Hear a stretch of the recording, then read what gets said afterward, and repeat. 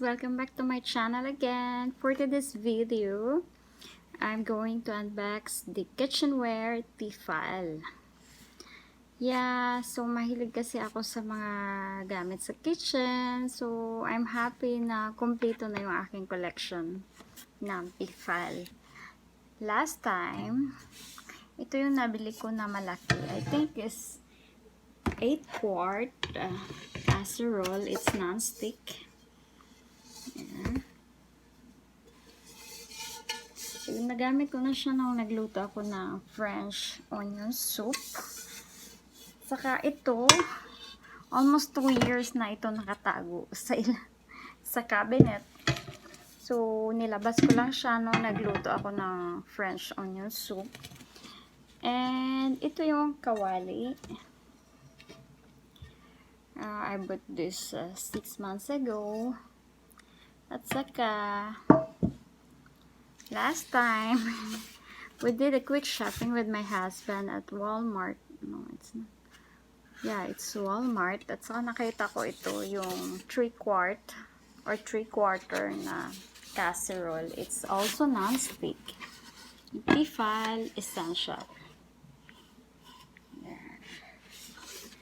So, at saka madali siyang linisin. Hindi katulad ng regular na casserole or yung kawali. Ang hirap linisin. Dumidikit kasi yung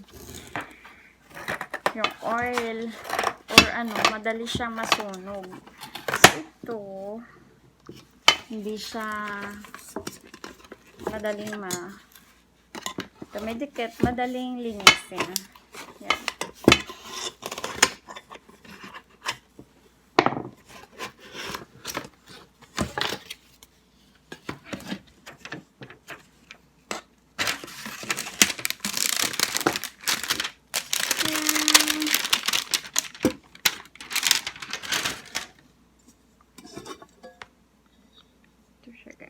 Ito yung cover.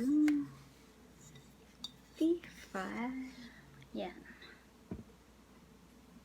It's non-stick. So, pwede kahit non-stick, pwede pa rin siyang, gumamit ng yung metal. Sabi, it's safe daw.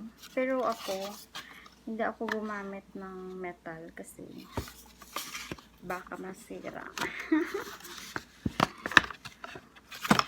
Yung ginamit ko din yung non-stick na pangluto. At saka guys, ito pala yung malaki. It's a 3 T-fal light saucepan or skillet. Skillet din yung tawag. In short, kawali.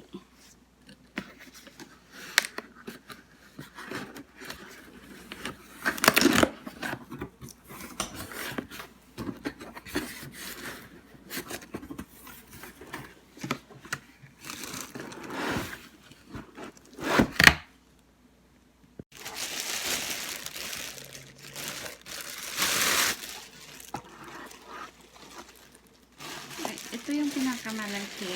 So, meron na akong maliit. Ayan.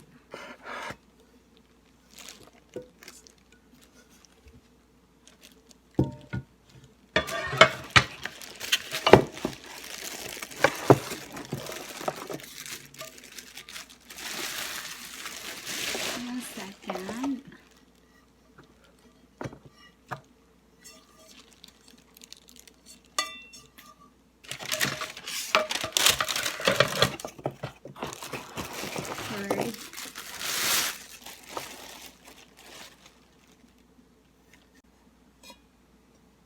So, ito na yung 3/4 na casserole.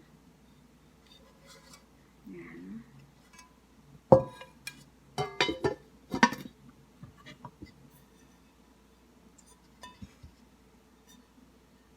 Yung kawali.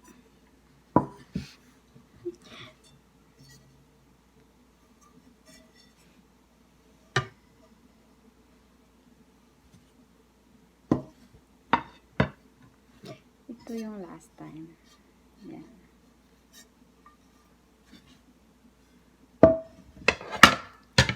Yan, ito yung pinakamalaki.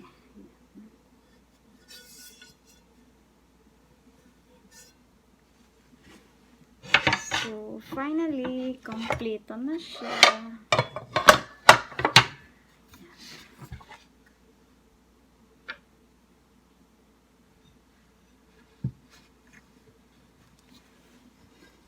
So, that's all guys. And thank you so much for watching. See you around. Bye.